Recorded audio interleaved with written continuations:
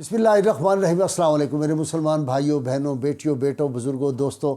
سید الطائفہ سیدنا جنید بغدادی رحمۃ اللہ علیہ جو داتا گنج بخش کے جو ہیں انہی کے سلسلے کے ہیں، داتا گنج بخش جو ہیں اور داتا گنج بخش کے مرشدوں کے مرشد ہیں۔ آپ اتنی بڑی ہستی ہیں کہ حضرت سری سکتی جو آپ کے مرشد گرامی تھے، انہوں نے آپ کو دعا دی تھی کہ اللہ جنید کو حدیث داں بنا کر صوفی بنائے۔ تو آپ کس درجے کے صوفی تھے، آپ کو اللہ تعالیٰ نے کتنی عنایات اور کتنے علوم سے آپ کو نوازا تھا۔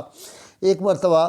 سیدنا جنید بغدادی ابھی بچے تھے اور حضرت سری سکتی جو تھے اس وقت واعظ فرما رہے تھے۔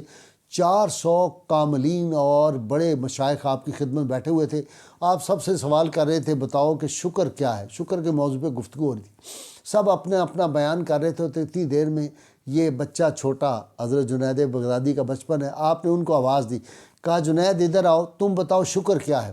تو بچپن میں آپ نے جواب دیا کہ ماموں جان یا شیخ، اللہ کی دی ہوئی نعمتوں کے ذریعے انسان اس کی نافرمانی نہ کریں بلکہ اس کی عطا کردہ نعمتوں کو صرف اس کی اطاعت میں صرف کریں۔ تو آپ اس بات پہ بہت خوش ہوئے،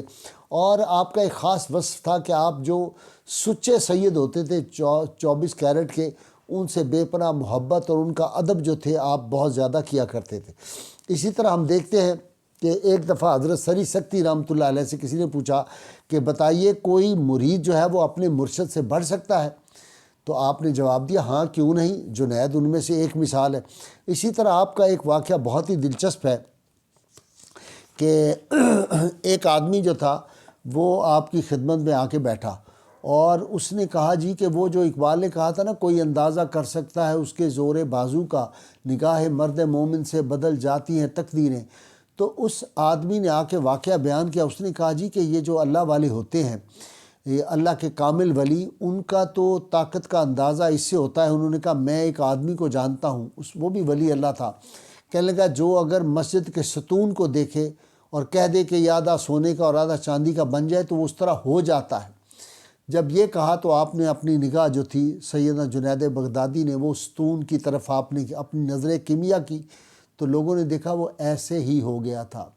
تو وہ جو ہے نا حدیث قدسی کے بندہ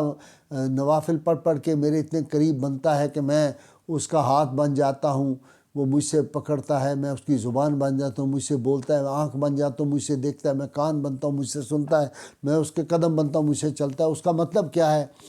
کہ علامہ اقبال نے جو کہا تھا نا، ہاتھ ہے اللہ کا بندہ مومن کا ہاتھ، غالب و کار آفریں کار کشاؤ کار ساز۔ تو یہ حضرت جو تھے قائم اللیل اور صائم الدہر تھے، اور آپ کو یہ جو اللہ تعالیٰ نے یہ قدرت دی ہوئی تھی اور یہ آپ کو کرامات آپ کو اللہ تعالیٰ نے عطا کی ہوئی تھی، ان کے زہد و تقویٰ کا یہ عالم تھا کہ قائم اللیل اور صائم الدہر اس طرح تھے کہ آپ کی کبھی تکبیر اولیٰ بھی قضا نہیں ہوئی۔ اور پھر حضرت جنید بغدادی فرمایا کرتے تھے میں نے 10 سال تک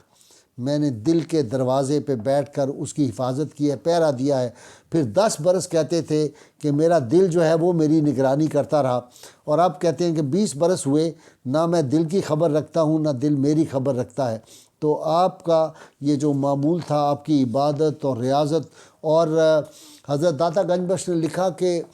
10 سلاسل جو تصوف کے ہیں ان میں سے فرمایا کہ 10 سلاسل حق پہ قائم ہیں، جو صحیح راستے پہ ہیں وہ 10 ہیں، ان میں سے فرماتے تھے کہ 9 ایسے سلاسل ہیں جن میں سے 5 نے سیدنا جنید بغدادی سے براہ راست فیض حاصل کیا ہے۔ تو آپ کا یہ جو تھا اللہ تعالیٰ نے آپ کو یہ قوت اور طاقت عطا کی ہوئی تھی، اور آپ یہ سمجھیں کہ یہ جو فیض تھا یہ حضرت معروف کرخی رحمۃ اللہ علیہ کا تھا۔ اور معروف کرخی وہ بزرگ ہیں جن کے بارے میں شیخ اکبر عبدالحق محدث دہلوی حضرت شیخ محقق فرمایا کرتے تھے، 4 بزرگ ایسے دنیا میں جانتا ہوں جو اپنی قبور میں بھی اسی طرح لوگوں کو فیض یاب کرتے ہیں، فیض پہنچاتے ہیں اور فیض رساں ہیں جس طرح وہ اپنی ظاہری حیات میں تھے۔ ان میں سے آپ نے فرمایا کہ 2 سیدنا عبدالقادر جیلانی اور معروف کرخی کی ذات ہے، اور معروف کرخی رحمۃ اللہ علیہ جو ہے وہ اسی طرح آج بھی فیض یاب لوگوں کو کرتے ہیں جس طرح ظاہری حیات میں کرتے تھے۔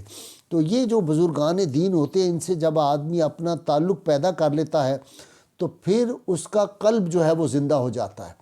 ان کے مزارات پہ جانے کا بعض لوگ کہتے ہیں مزارات پہ کیوں جانا چاہیے؟ وہ اس لیے جانا چاہیے کہ حدیث پاک کے مطابق اللہ کے محبوب صلی اللہ علیہ وسلم نے فرمایا آدمی کی جو قبر ہوتی ہے یا وہ جنت کے گڑھوں میں سے گڑھا ہوتا ہے یا جنت کے باغوں میں سے باغ ہوتا ہے، تو یہ اولیاء کرام کی جو قبور ہوتی ہیں یہ جنت کے باغ ہوتے ہیں۔ جب آدمی وہاں پہ جاتا ہے، جو بھی جنت کے کنارے جائے تو اس کو وہ جو اللہ تعالیٰ کی رحمتوں کی برسات ہو رہی ہوتی ہے وہ اس پہ بھی اسی طرح برستی ہے۔ اس لیے سیدنا علی حجویری کی مزار پاک پہ کئی بزرگ اندر نہیں جایا کرتے تھے، وہ کہتے تھے اتنے ملائکہ کا یہاں نزول ہوتا ہے، ہمیں ڈر لگتا ہے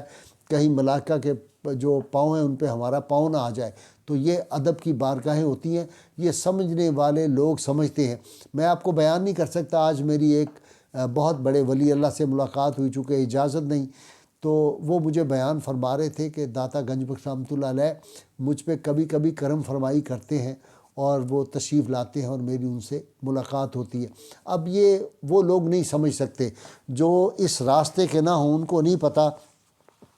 کہ معرفت الہی جو ہوتی ہے نا، یہ قسام ازل لوگوں کے ازل میں ہی قسام ازل نے وہ دیکھ لیے تھے وہ کون سے ظرف ہوں گے، کون سے قلوب ہوں گے جو معرفت الہی کو سنبھال سکیں گے، جن کے قلوب میں اللہ کے انوارات اتنے زیادہ ہوتے ہیں کہ وہ اللہ کے نور سے دیکھتے ہیں، ان کو ہر چیز جو ہے وہ سامنے بہت اچھی طرح نظر آ جاتی ہے۔ حضرت جنید بغدادی کو سری سکتی رحمۃ اللہ علیہ نے کسی کام سے بھیجا، کوئی بظاہر مشکل کام تھا۔ جب آپ اس کو بڑی خوش اسلوبی سے انجام دے کے واپس آئے تو حضرت سری سکتی بہت خوش ہوئے اور آپ نے ان کو ایک کاغذ دیا جو کاغذ بند تھا، اور جنید بغدادی کو فرمایا کہ یہ تمہارا انعام ہے۔ آپ جب باہر آئے آپ نے وہ کاغذ کھولا تو اس پہ کیا لکھا ہوا تھا، یہ میں ترجمہ اس کا بیان کر رہا ہوں کہ میں نے صحرا میں ایک شتربان کو دیکھا جو نہایت پرسوز آواز میں یہ شعر گا رہا تھا، میں روتا ہوں اور جانتے ہو کیوں روتا ہوں؟ اس خوف سے روتا ہوں کہ کہیں تو مجھے فراق میں مبتلا نہ کر دے اور میری امیدیں قطع کر کے مجھے تنہا نہ چھوڑ دے۔ تو یہ اللہ تعالیٰ کی طرف یعنی اشارہ تھا۔ تو یہ جو ان کو تڑپ اور لگن ہوتی ہے اللہ تعالیٰ کی محبت اور اللہ کے محبوب صلی اللہ علیہ وسلم سے یہ جو محبت ہوتی ہے،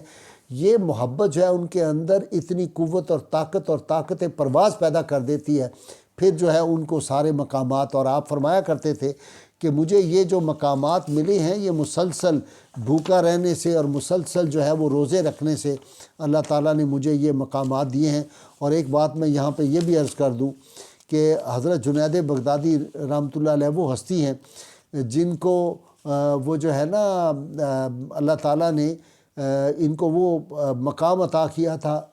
کہ ابن تیمیہ جیسی شخصیات جو ہیں وہ بھی ان کی تعریف میں رتب اللسان ہیں، اور اقبال نے ایسے نہیں کہہ دیا وہ نعت میں کہ یا رسول اللہ لوح بھی تو قلم بھی تو تیرا وجود الکتاب، گنبد آب گینا رنگ تیرے محیط میں حباب۔ اور پھر آگے چل کے علامہ نے اسی میں فرمایا بڑی خوبصورت، شوکت سنجر و سلیم، یا رسول اللہ شوکت سنجر و سلیم تیرے جلال کی نمود، اور فقر جنید و با یزید تیرا جمال بے نقاب۔ اللہ کی ان کی بارگاہ میں دعا ہے اللہ تعالی ہمیں حضور رحمت کونین صلی اللہ علیہ وسلم کی غیر مشروط محبت لا محدود فضائی نصیب فرمائے۔ نعرہ ہم لگاتے رہیں گے پاکستان کا مطلب کیا؟ لا الہ الا اللہ محمد رسول اللہ صلی اللہ علیہ وآلہ وسلم۔